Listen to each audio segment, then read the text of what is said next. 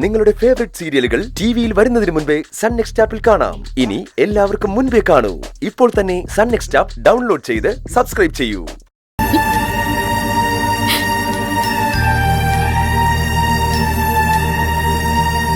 നിന്നെ വഴക്കുറയാൻ വേണ്ടിയായിരുന്നോ പ്രിയൻ ഞങ്ങളെ അവിടെ നിന്ന് പറഞ്ഞയച്ചത്?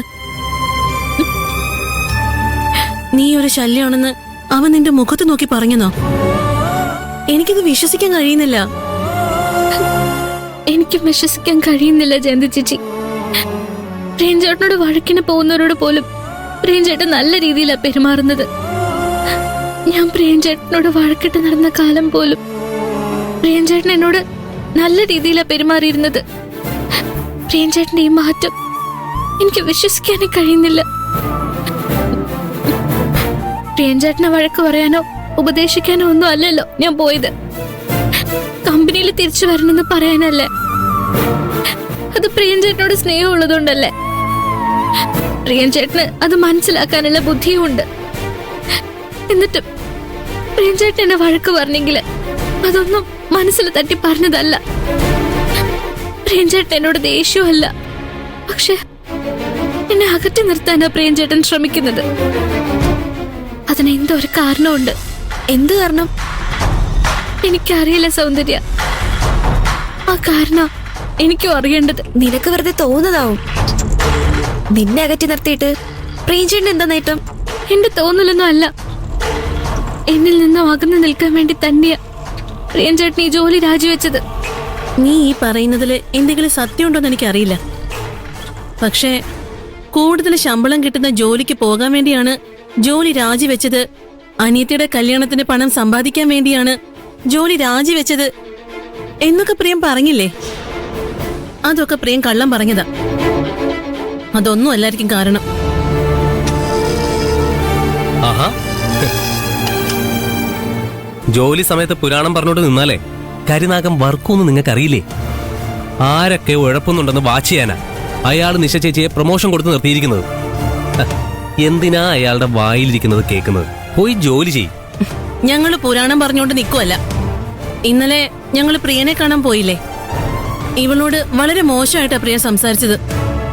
ആ വിഷമത്തിലാ ഇവള്. ഞങ്ങൾ അതിനെക്കുറിച്ച് സംസാരിക്കുമായിരുന്നു. അവനെ കാണാൻ പോണ്ടെന്ന് ഞാൻ നിങ്ങളോട് പറഞ്ഞതല്ലേ? നിങ്ങൾ കേട്ടില്ലല്ലോ. ഇതൊക്കെ മുൻകൂട്ടി കണ്ടിട്ട് തന്നെയാ ഞാൻ അങ്ങനെ പറഞ്ഞത്. വഴക്ക് പറഞ്ഞോട്ടെ, ഇനിയും വഴക്ക് പറഞ്ഞോട്ടെ. ഞാനത് കേട്ടു നിന്നോളാം, ഞാൻ സഹിച്ചോളാം. പക്ഷെ ഇതൊന്നും പ്രിയൻചേട്ടൻ ഇഷ്ടം കൊണ്ട് ചെയ്യുന്നൊന്നുമല്ല. അതിനൊരു കാരണമുണ്ട്. എന്റെയും പ്രിയൻചേട്ടന്റെയും ഇടയിൽ ആരോ ഒരാളുണ്ടെന്നാ എനിക്ക് തോന്നുന്നത്. അയാൾ പറഞ്ഞിട്ടോ അയാളെ സന്തോഷിപ്പിക്കാൻ വേണ്ടിയോ ആണ് പ്രിയൻചേട്ടൻ എന്നോട് അങ്ങനെയൊക്കെ പെരുമാറുന്നത്. നിനക്കും പ്രിയൻചേട്ടന്റെ ഇടയിൽ ഒരു മൂന്നാമനോ? അതാര്? എനിക്കറിയില്ല. എന്റെ ഒരു തോന്നലാ ഞാൻ പറഞ്ഞത്. ഈ പ്രശ്നം തീർക്കാനുള്ള വഴി എനിക്കറിയാം. നിനക്ക് എന്ത് ചെയ്യാൻ കഴിയും? എനിക്കൊന്നും ചെയ്യാൻ കഴിയില്ല. പക്ഷെ കൈലാഷ് സാറിന് കഴിയല്ലോ. കൈലാഷ് സാറിനോട് പറഞ്ഞാൽ കൈലാഷ് സാറ് പ്രിയൻചേട്ടനെ വിളിച്ചു വരുത്തി സംസാരിക്കും.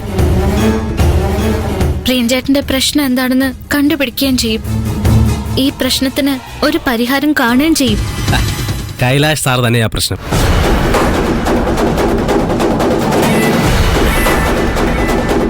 പ്രശ്നം കൈലാഷ് സാറാണെന്നോ? മോഹൻ, എന്താ ഈ പറഞ്ഞതിന്റെ അർത്ഥം? കൈലാഷ് സാർ എന്താ ചെയ്തേ? അത് ഞാൻ ഉദ്ദേശിച്ചത് മുക്താ മേഡത്തിന്റെ കയ്യിലല്ലേ പ്രിയൻ രാജിക്കത്ത് കൊടുത്തത്. അതെന്തുകൊണ്ടാ? കൈലാഷ് സാറിനെ പ്രൊഡക്ഷന്റെ ചുമതലയിൽ നിന്ന് മാറ്റിയതുകൊണ്ട് അല്ലേ? കൈലാഷ് സാറിന് ഇപ്പോഴും പ്രൊഡക്ഷന്റെ ചുമതല ഉണ്ടായിരുന്നെങ്കിൽ പ്രിയൻ കൈലാഷ് സാറിന്റെ കയ്യിലല്ലേ രാജിക്കത്ത് കൊടുക്കുക? കൈലാഷ് സാറ് അത് സ്വീകരിക്കുവോ?